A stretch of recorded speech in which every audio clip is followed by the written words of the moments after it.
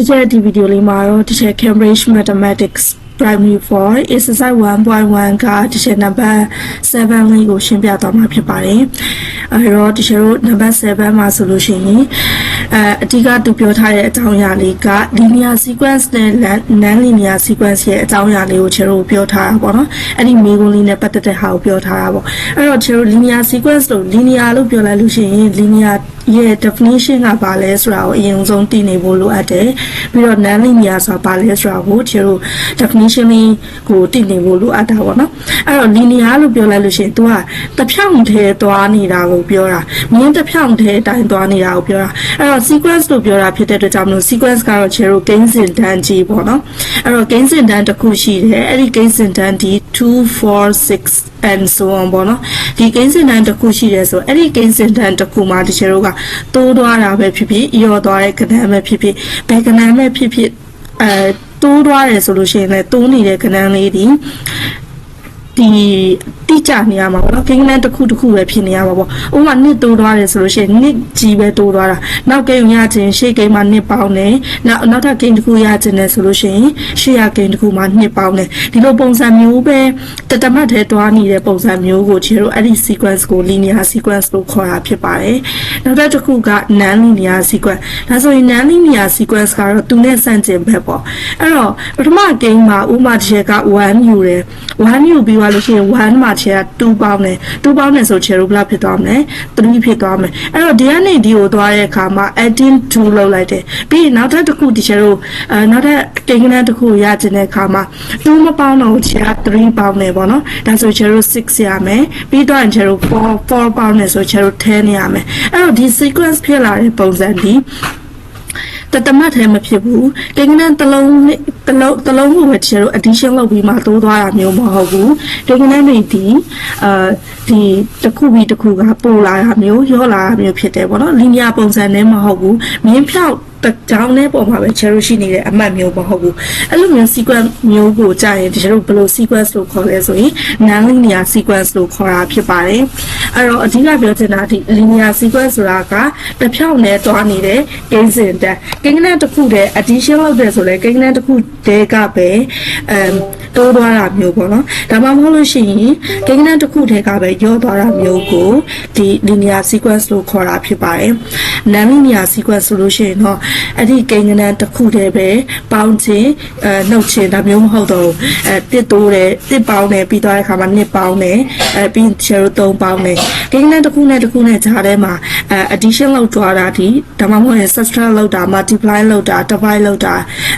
ဘယ်လိုပုံစံမျိုးပဲလုပ်ပေါ့နော်လုပ်နေတဲ့ခဏတွေခြေတို့မတူနေတဲ့ sequence မျိုးကိုတော့ non linear sequence လို့ခေါ်တာဖြစ်ပါတယ်အဲ့တော့ဒါဒီပုံစံလေးနဲ့ပတ်သက်ပြီးမှခြေတို့သိထားရမယ့်အချက်နှစ်ချက်ပေါ့နော် linear sequence နဲ့ non linear sequence ကိုခြေတို့သိထားရမှာဖြစ်ပါတယ်ဟုတ်ပြီဒါဆိုရင်ခြေတို့ကိုပုံစံကဘာပြောထားလဲဆိုတာကိုခြေတို့တစ်ချက်ကြည့်ကြည့်မယ်အဲ့တော့number 7မှာဆိုလို့ရှိရင် which sequences are linear ဒီမှာပေးထားတဲ့အောက်မှာပေးထားတဲ့ A to F ထဲကနေ which sequences ဘယ် sequences တွေက are linear sequences တွေဖြစ်တယ်လေပေါ့နော် and ပြီးတော့ which are not ဘယ်ဟာတွေက linear sequence မဟုတ်ဘူးလေ linear sequence မဟုတ်ဘူးဆိုရင်သူကပြောချင်တာက non linear sequence လဲပေါ့နော်အဲ့တော့ဘယ်ဟာတွေက linear sequence လဲပြီးတော့ဘယ် sequence တွေက non linear sequence လဲလို့ပြောချင်တာဖြစ်ပါတယ်အဲ့တော့ write the next term ဆိုတာနောက်ထပ်ကိန်းကဏ္ဍတစ်ခုအဲ့တော့ next term ဆိုတာကဒီမှာ6ပြီးွားပြီဆိုလို့ရှိရင်6မှာခြေတို့က2 adding လုပ်ထားတာဖြစ်တဲ့အတွက်ကြောင့်မို့လို့နောက်ထပ်ကိန်းကဏ္ဍတစ်ခုဒီ8ရလာမှာဖြစ်ပါတယ်အဲ့ဒါကိုခြေတို့က next term လို့ခေါ်တာဖြစ်ပါတယ် for each sequence တစ်ခုချင်းစီမှာရှိနေတဲ့ next term ကိုရှာပေးပါဆိုလို့ရှိရင်တော့ဒီခြေတို့ကဒီ2လောက်ထားတဲ့ term to term လေးကိုတစ်ချက်စဉ်းစားမယ်စဉ်းစားပြီးသွားလို့ရှိရင်ခြေတို့ပေါင်းတာဖြစ်ဖြစ်မြောက်တာဖြစ်ဖြစ်နှုတ်တာဖြစ်ဖြစ်စားတာဖြစ်ဖြစ်ခြေတို့ကပြန်ပြီးမှနောက်ထပ်ကိန်းကဏ္ဍတစ်ခုကိုခြေတို့ရှာပေးရမှာဖြစ်ပါတယ် explain your answer to your partner အဲ့တော့ဒီအဖြေလေးနဲ့ပတ်သက်ပြီးမှ partner လေးကိုခြေတို့ရှင်းပြပေးပါတဲ့အဲ့တော့ number A လေးကိုခြေနဲ့တူတူတစ်ချက်ကြည့်ရအောင်အဲ့တော့ခြေတို့ number A ပြီးထားတာက at 5တဲ့ ငါပေါင်းသွားမယ်ပေါ့နော်သူရဲ့ sequence ပေးရတာက 4,9,14 ဒါဆိုရင် 4,9,14 လို့ပြောတာဖြစ်တဲ့အတွက်ကြောင့်မလို့4မှာဒီ sequence GD increase ဖြစ်နေတာဖြစ်တယ် increase ဖြစ်နေရဆိုကျတော့ပေါင်းခြင်းနဲ့ဖြစ်တာလားဒါမှမဟုတ်လို့ရှိရင်မြောက်ခြင်းနဲ့တိုးနေတာလားဆိုတာကိုတစ်ချက်ကြည့်ရမှာဖြစ်ပါတယ်ဒါပေမဲ့သူကတော့ဒီ time to time rule လောက်ထားတဲ့ form ကဘယ်လိုလောက်ထားပါလဲဆိုတာကိုကျတော့ပေးထားတာဖြစ်တဲ့အတွက်ကြောင့်မလို့ကျတော့အရင်တော့စဉ်းစားစရာမလိုဘူးပေါ့နော် identify ဆိုတော့9ပေါင်းသွားတယ်ဒါဆိုရင်4မှာ9ပေါင်းနေဆိုတော့9မှာ5ကို addition လုပ်တယ်ဆိုတော့ဒီကျတော့14ရတယ်ဒါဆိုရင်14မှာ5ကို addition လုပ်တယ်ဆိုတော့နောက်ထပ် next time ဒီဘယ်လောက်ရမှာလဲဆိုတော့19ရမှာပေါ့19ဒီကျတော့ next time ဖြစ်တယ်အဲ့တော့ next time ရသွားပြီဆိုလို့ရှိရင်နောက်ထပ်တစ်ချက်အနေနဲ့ဒီ sequence တွေကနေပြီးမှ linear လား non linear လားဆိုတာကျတော့စဉ်းစားပြရတော့မယ်အဲ့တော့4မှာ5ပေါင်းနေ9ရတယ်9မှာ5ပေါင်းနေ14ရတယ်14မှာ5ပေါင်းနေ19ရတယ်အဲ့တော့ဒီ sequence ဒီတစ်ဖြောင့်လည်းပဲသွားနေတာသူရဲ့တိုးသွားတဲ့ကဏ္ဍတွေဒီfixed အနေထားမှာရှိတာဖြစ်တဲ့အတွက်ကြောင့်ဒီ sequence ကိုကျတော့ဘာ sequence လို့ခေါ်မှာဖြစ်လဲဆိုလို့ရှိရင် linear sequence လို့ခေါ်ရမှာဖြစ်ပါတယ် linear sequence ပေါ့ကဲပြီးတော့နောက်တစ်ခု number B ကကြတော့ subtract 4 as တော့ subtract 4ဆိုတော့ရော့သွားတာ4ကိုနှုတ်ထားရပါတော့20ပြီးတော့16ပြီးတော့12ဆိုတော့20မှာ subtract 4 16ရတယ်16မှာ subtract 4လို့တော့ဒီကျတော့12ရတယ်အဲ့တော့12မှာ subtract 4ထပ်လုပ်တယ်ဆိုလို့ရှိရင်12ထဲကနေ4ကိုsubtract လုပ်လိုက်တော့ကျတော့ဘယ်လောက်ရမလဲဆိုရင်8ရလာမှာဖြစ်တယ်အဲ့တော့သူက subtract 4ပဲလုပ်သွားတယ်ရော့သွားတယ် decreasing number ဘက်ကိုသွားတယ်ပေါ့နော်ရော့သွားတယ်တတ်မှတ်ထဲရော့နေတာဖြစ်တဲ့အတွက်ကြောင့်မလို့သူကလည်းပဲဘယ်လို sequence မျိုးလဲဆိုရင် linear sequence ထဲမှာပါရမှာဖြစ်ပါတယ်ပြီးတော့နောက်တစ်ခု number C က add one more each time add one more each time ဆိုတော့တစ်ချိန်တစ်ခါတိုးတိုင်း add one more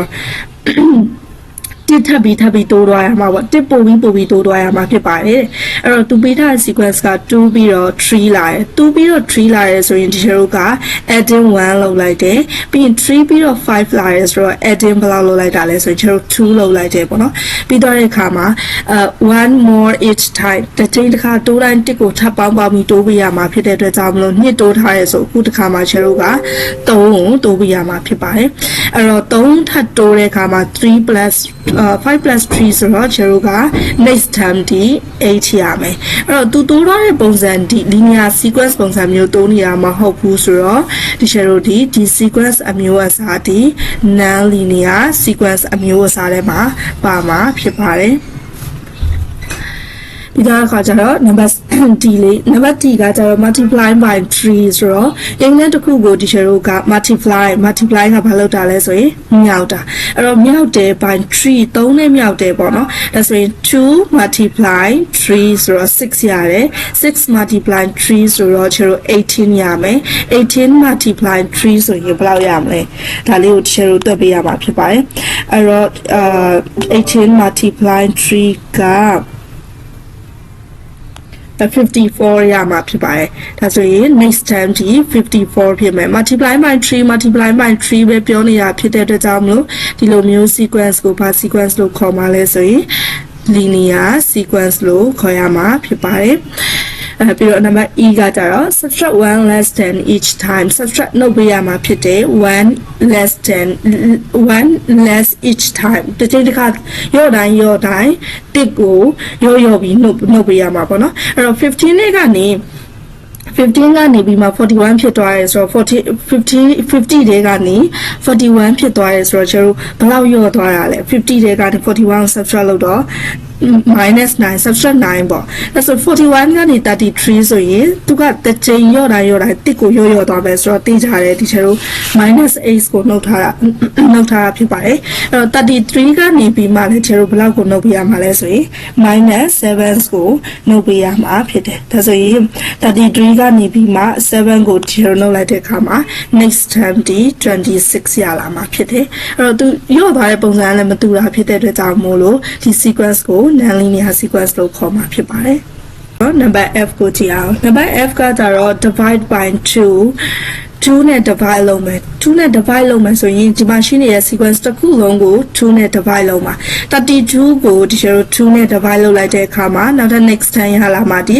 16ကို2နဲ့ divide လုပ်တဲ့အခါမှာ8ရမယ်8ကို2နဲ့ divide လုပ်တဲ့အခါမှာ next time teacher 4ရမယ်ပေါ့နော်ဒီလိုပုံစံတွားထားတာဖြစ်တဲ့အတွက်ကြောင့်မို့လို့သူရဲ့ sequence တစ်ခုလုံးကိုလုပ်နေတဲ့ပုံစံ activity ဒီအတူတူပဲ divide လုပ်သွားတယ်ပါနဲ့လဲဆိုရင်2နဲ့ next time ရကြအဲ့ဒီရှေ့ရကိန်းကနန်းကိုကျွန်တော်2နဲ့ divide လုပ်ရမှာပဲဖြစ်တဲ့အတွက်ကြောင့်မလို့သူတွားနေတဲ့ပုံစံဒီ